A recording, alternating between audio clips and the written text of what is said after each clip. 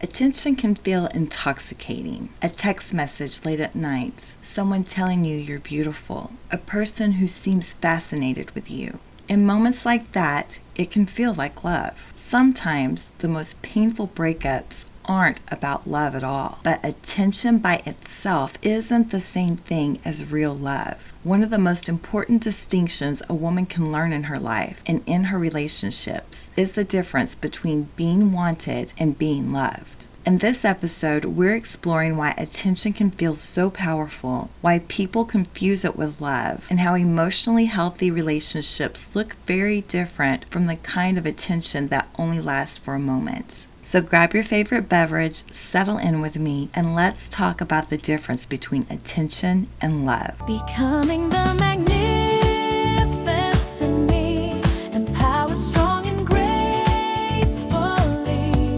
with poise and elegance, I can see I am who I was born to be.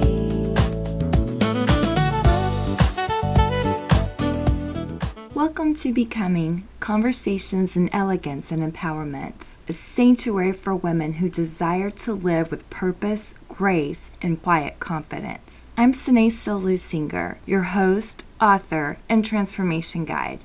Gentlemen are welcome to listen in, but this space is intentionally crafted for the elegant woman becoming all she's meant to be.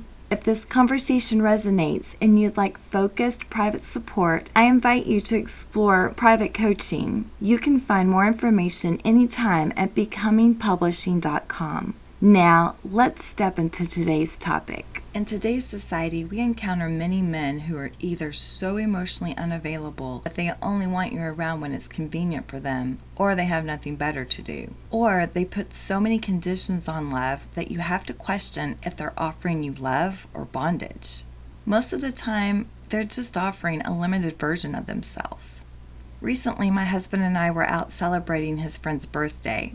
I needed to go to the ladies' room and walked in on a group of young women near the sinks. One was in distress because her boyfriend had broken up with her.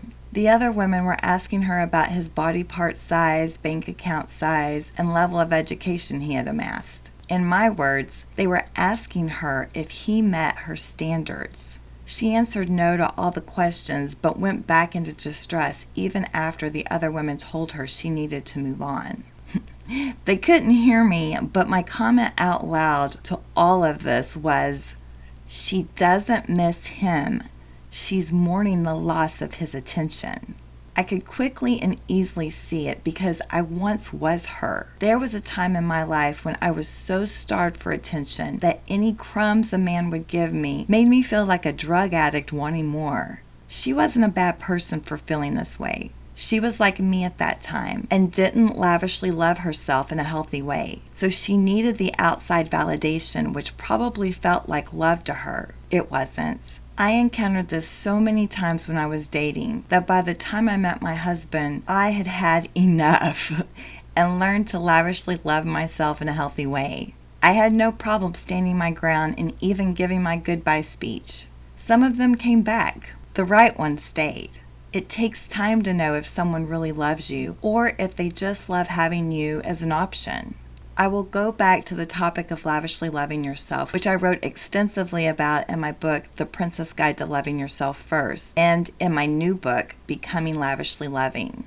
It is so important to practice healthy self-love because you will most likely be faced with unloving behavior. If you don't love yourself first, it will be a lot harder to push back and stand up to this kind of behavior. It will also be harder to recognize the difference between attention alone and real love. Let me be very clear here. There is nothing wrong with standing up for yourself when another person is mistreating you, no matter how many times they may call you stingy or selfish. It is your duty and responsibility to stand up for and protect yourself in a graceful and elegant way. Loving yourself in a healthy way doesn't mean that you'll never want or need attention. It just means you know the difference between it and real love. A few months ago, my husband and I were out on date nights. He went to the men's room and I started talking with a guy sitting near us who was in relationship distress. After talking with him for a few minutes, he asked if he could give me a hug. I allowed it because I knew that it was a non-sexual need I could meet. My husband walked up at this time and wasn't happy with what he saw. I introduced them, and we both made sure the guy knew that he was my husband. The guy then looked at my husband and said something to the effect of, "Man, you hit it out of the park. She's smart and very beautiful. Very beautiful." My husband was in protective mode and said he knew that he knocked it out of the park by marrying me, and he knew that I was smart and very beautiful. The guy's girlfriend then came up and took him home. It's a funny story we laugh about now, but in the moment, my husband wasn't happy with that guy's behavior. I was flattered, but knew his attention wasn't love. My husband's behavior was. I don't go around trying to get attention. In fact, most of the time, I feel invisible. Things like this story happen all the time to me. Attention is powerful because it activates something very deep in the human psyche. Every human being has a fundamental need to be seen, to be acknowledged, to feel interesting, to feel chosen. When someone focuses their attention on us, especially in a romantic context, it can trigger a powerful emotional response. Psychologists often describe this as a dopamine response. Dopamine is the neurotransmitter associated with anticipation and reward. So when someone sends a message, compliments us, or expresses interest, our brain experiences a small surge of pleasure and excitement, much like what happens when a person uses drugs. But here's the important part. Dopamine is the chemistry of anticipation, not the chemistry of attachment. That means the excitement of romantic attention can feel powerful even before real love has had time to grow. Attention by itself often creates excitement. Love creates stability and emotional safety. These two experiences feel very different over time. I invite you to stay with me because next I'm going to show you the science and expert opinions on the difference between attention alone and real love.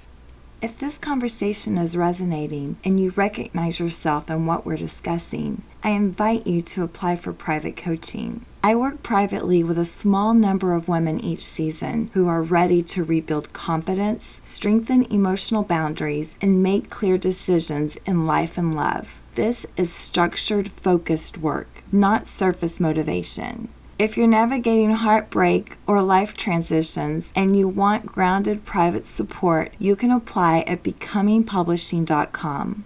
I personally review every application.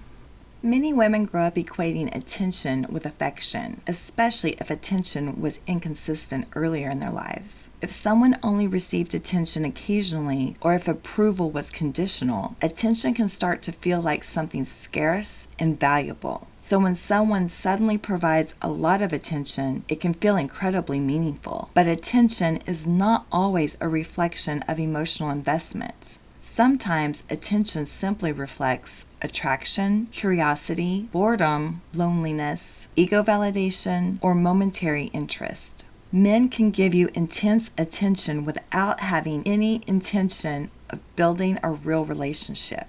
This is where many women get hurt because attention can feel emotionally significant even when it isn't relationally meaningful. Anthropologist Helen Fisher and her colleagues studied the biology of romantic attraction. Their 2005 findings published in the Journal of Comparative Neurology showed that uncertainty in romantic attention can actually increase dopamine activity in the brain. In other words, when attention is inconsistent, when someone is hot and cold, the brain can become even more focused on that person. This is one reason people sometimes feel addicted to relationships that are unstable. The brain begins chasing the next moment of attention, even when the relationship itself is not healthy. Research in attachment psychology also helps explain why attention can feel so powerful. Attachment theory research developed by psychologist John Bowlby and later expanded on by Mary Ainsworth showed that inconsistent emotional responses in relationships can create anxious attachment patterns where people become highly sensitive to approval or rejection.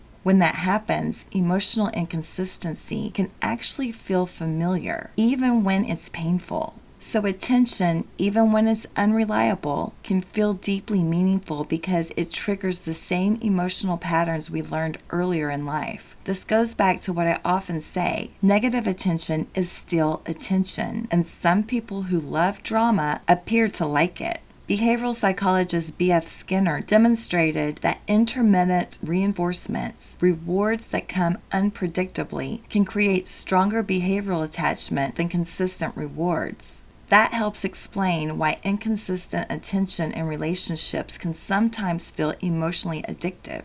I want to be clear about something here. Love is not void of attention. In fact, healthy love includes attention.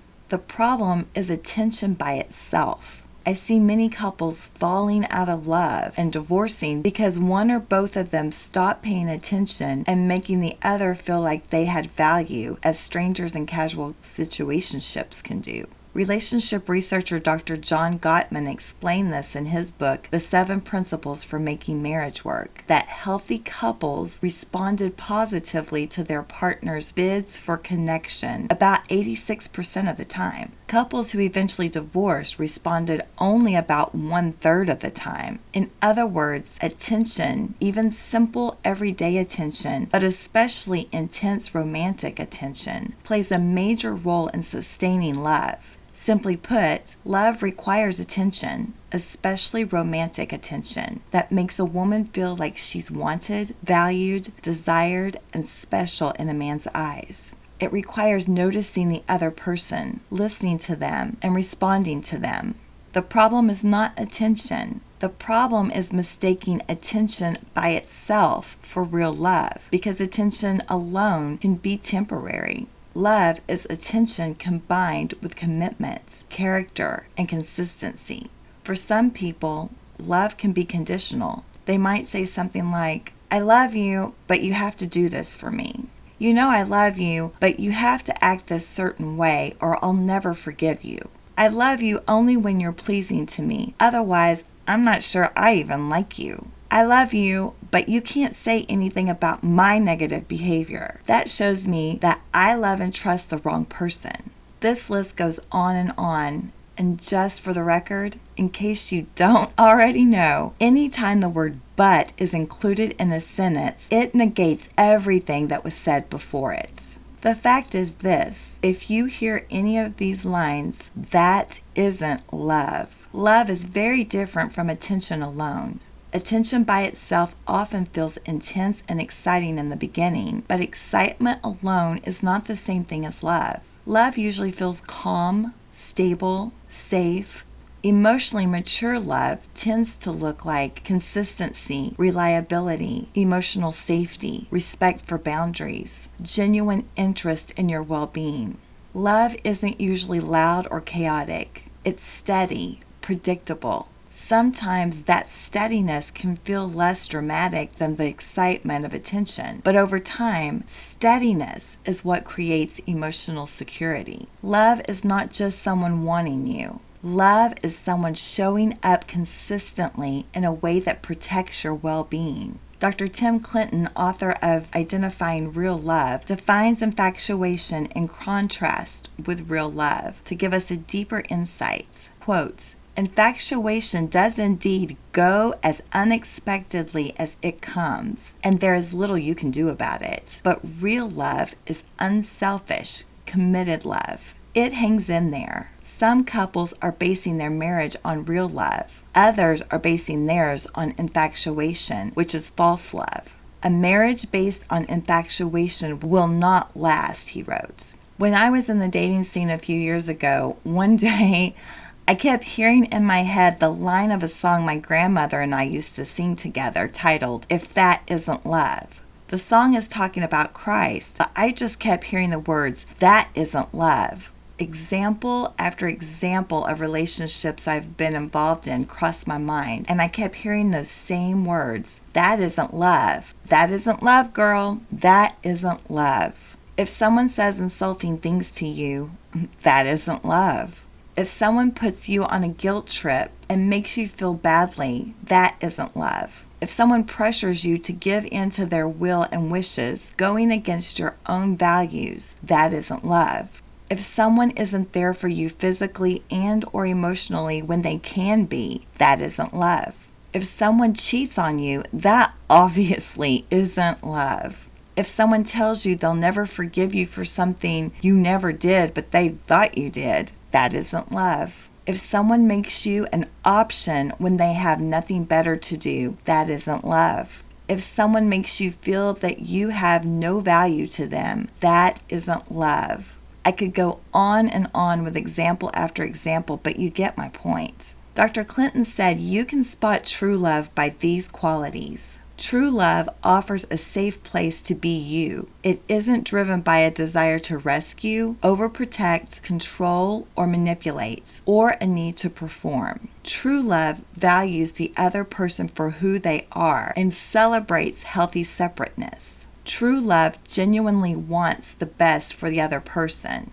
It is grounded in our heart's desire to cherish, honor, and treasure another simply because of who they are. Those three things are easy to understand and remember. However, if this isn't enough, he gives us these clues to look for. If your love is real, your interest is in the total personality of the one you love. There is a thrilling element of physical attraction, but it is only one of many things about the person that attracts you. If it is real love, most of the qualities of the other person attracts you. When the initial excitement of being married wears off, you need a lot of common interest to keep your marriage alive and well. Real love always starts slowly. It cannot be any other way. You have to know a person before you can truly love that person, and that takes time. Lots of time to really know someone. In real love, your feelings are likely to be warm and tender instead of hot and cold, and they are more consistent. Real love grows slowly, but the roots grow deep. If your love is real, the one you love will bring out your best qualities and make you want to be a better person. In real love, you plan and prepare yourself for a successful future marriage. In real love, your beloved is the most important person in the world to you. However, your relationships with your family and friends continue to be important to you, and you do not neglect them. In real love, absence makes your heart grow fonder of the one you love. Real love can and will survive the test of time and distance. In real love, there will be disagreements, but real love will live through them. They will become less frequent and less severe. Every couple should learn how to handle conflict. It is far better to discuss differences openly and frankly than to allow them to smolder under the surface. Real love is unselfish, committed love. You want to do all you can to bring happiness to the other person. Your overall attitude is that of giving to the relationship and not that of getting what you can out of it. Quote, regardless of the choices others make, you can learn the secrets of loving well. You can learn to recognize and receive real love when it comes your way and push back when it doesn't. You can learn to really love the person in your life and know when and how to help them without hurting yourself in the process, Dr. Clinton wrote. If this conversation is resonating with you and you're noticing something shifting inside your own life or relationships, that moment deserves attention. You may be questioning a relationship or realizing that the way you've been showing up in relationships needs to change. There are seasons when we can feel that change happening internally, but it's difficult to sort through it alone. If you've been listening quietly and thinking, I wish I could talk this through with Senée, the Clarity Reset is the place to start, and it's exactly why I created it. The Clarity Reset is a private focus coaching session designed for moments when you need a thoughtful place to step back and see your situation more clearly. Together, we look at what's happening in your life right now, the relationship patterns, pressures, decisions, or emotional weight you may be carrying, and we work toward a clear insight about your next step. Many women come into a Clarity Reset session feeling overwhelmed or uncertain and leave with a calmer understanding of what they want and how to move forward. The Clarity Reset can be scheduled immediately and does not require an application. If you feel ready to explore your next chapter with intention, you can schedule your session anytime at becomingpublishing.com. I invite you to stay with me because next, I'll show you how to put all of this into practice. Many of the ideas we're exploring this season are expanded on in my newest book, Becoming Lavishly Loving, available on Spotify, my website, and most online booksellers. It explores intuition, emotional boundaries, and protecting your inner world with elegance. For women who are ready to apply this work in real time, not just understand it intellectually, I offer a private 3-month coaching container where we rebuild confidence and clarity from the inside out. You can learn more and apply at becomingpublishing.com. One of the shifts that happens as a woman becomes emotionally sovereign is that she stops measuring relationships by how intensely someone pursues her. Instead, she begins measuring relationships by emotional safety, integrity, consistency, and mutual respect. Attention by itself is easy to give. Real love requires emotional maturity.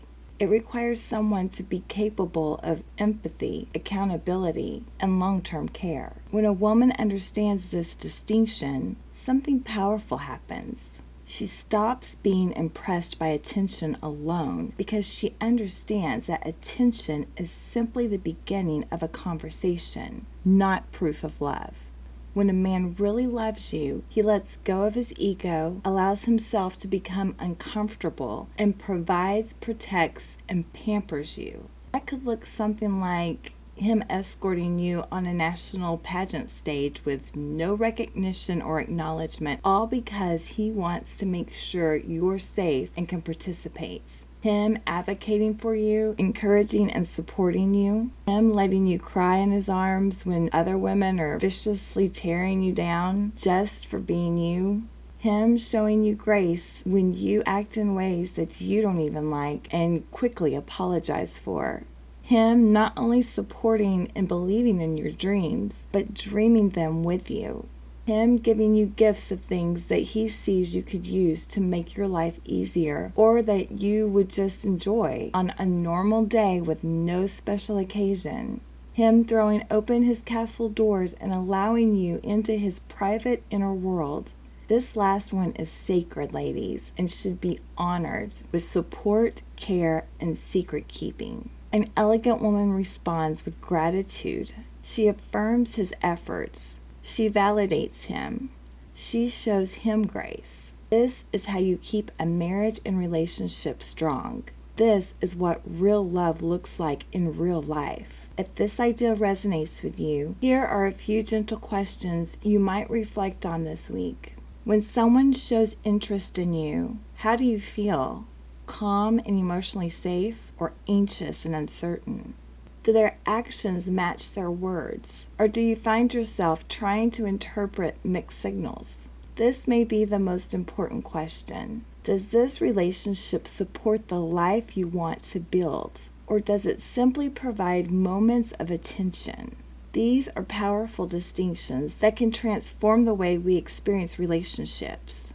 Is anything in today's discussion resonating with you? If so, I'm beyond honored to be part of your discovery process. I'd love to continue this journey of becoming with you, so I invite you to follow and subscribe for weekly conversations in elegance and empowerment. As women grow emotionally and relationally wiser, something begins to change. Attention stops being the thing that impresses them because attention by itself is easy to get.